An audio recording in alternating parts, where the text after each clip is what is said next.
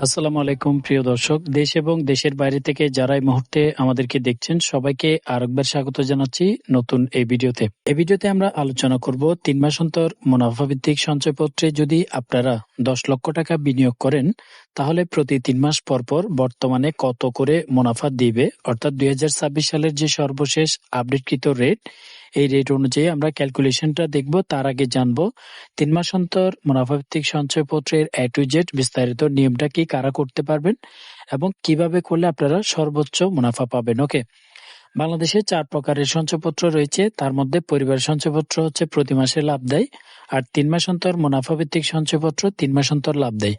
বাকি পেনশনের সঞ্চয়পত্র প্রতি মাসে লাভ দেয়, কিন্তু সেটি সকলে করতে পারবেন না। তবে এই ৩ মাস অন্তর মুনাফাভিত্তিক সঞ্চয়পত্র সবার জন্য উন্মুক্ত, সকলেই করতে পারবেন। ওকে, ৩ মাস পর পরে যদি লাভ নিতে চান তাহলে আপনাদের জন্য এই সঞ্চয়পত্রটি হতে পারে সেরা চয়েস, কারণ ৩ মাস পর পরে আপনারা যদি ১০ লক্ষ টাকা রাখেন একটি বিগ অ্যামাউন্টের মুনাফা পাবেন। ৩ মাস অন্তর মুনাফাভিত্তিক সঞ্চয়পত্রটি মূলত ৩ বছর মেয়াদকালের জন্য হয়ে থাকে।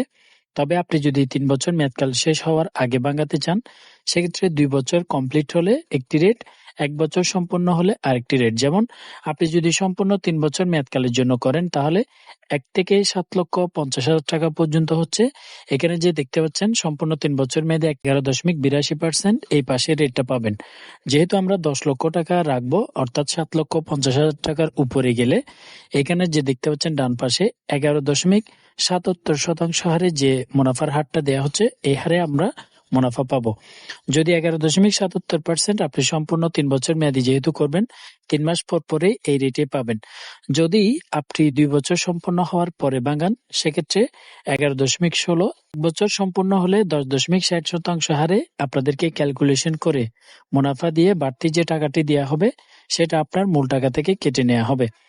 আর এই ৩ মাস অন্তর মুনাফা ভিত্তিক সঞ্চয়পত্রটি সকলেই করতে পারবেন, সবার জন্য উন্মুক্ত। এনআইডি কার্ডের ফটোকপি এবং ফর্ম আপনারা অনলাইন থেকে পেয়ে যাবেন। এছাড়াও আপনারা যদি ফর্ম না পান সরাসরি আপনারা সোনালী ব্যাংক, অগ্রণী ব্যাংক, জনতা ব্যাংক, ডাকঘর এছাড়াও সঞ্চয় ব্যুরো অফিস থেকে আপনারা এই সঞ্চয়পত্রগুলো ক্রয় করতে পারবেন এবং ভাঙাতে পারবেন। আপনারা ১০ লক্ষ টাকার সঞ্চয়পত্র ক্রয় করবেন তাই অবশ্যই আপনাকে এমআইসি এর চেক প্রদান করতে হবে। এমআইসি এর চেক মানে আপনার যে কোনো ব্যাংকে অ্যাকাউন্ট আছে এমন অ্যাকাউন্টে টাকা থাকলে অনলাইন চেকের মাধ্যমে তাদের পেমেন্ট করতে হবে। আপনারা চেকটি জমা দিলে তারা অটোমেটিক্যালি টাকাটি ডিপোজিট করে নেবে এবং ওই ব্যাংক অ্যাকাউন্টটি আপনি লিংক করে দিবেন সঞ্চয়পত্রটি ক্রয় করার সময়।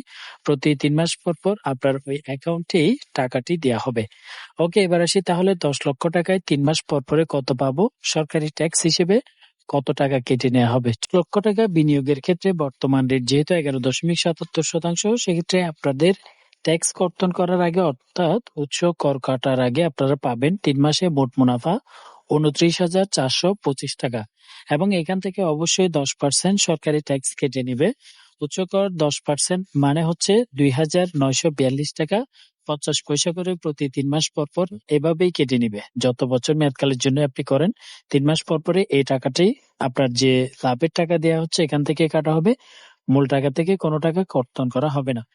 ট্যাক্স কর্তনের পরে আপনি সর্বমোট প্রতি ৩ মাস পর পরে মুনাফা পাবেন ২৬,৪৮২ টাকা ৫০ পয়সা করে। এটাই মূলত পাবেন আপনারা ১০ লক্ষ টাকা বিনিয়োগ করলে। তো এইভাবে করে আপনারা ৩ বছর পর্যন্ত পাবেন, কিন্তু আপনি যদি ৩ বছর আগে ভাঙান, ওই যে বললাম ২ বছর শেষ হলে ২ বছরের রেট দিয়ে এখানে যে বাড়তি টাকা দেওয়া হবে সেটা আপনার মূল টাকা থেকে কেটে নেওয়া হবে। তো ৩ মাস অন্তর মুনাফা ভিত্তিক সঞ্চয়পত্রের রেট ভালো রয়েছে, তবে ১০ লাখ টাকার নিচে হলে ৭,৫০,০০০ টাকা পর্যন্ত হলে একটু বেশি আপনারা মুনাফা পাবেন।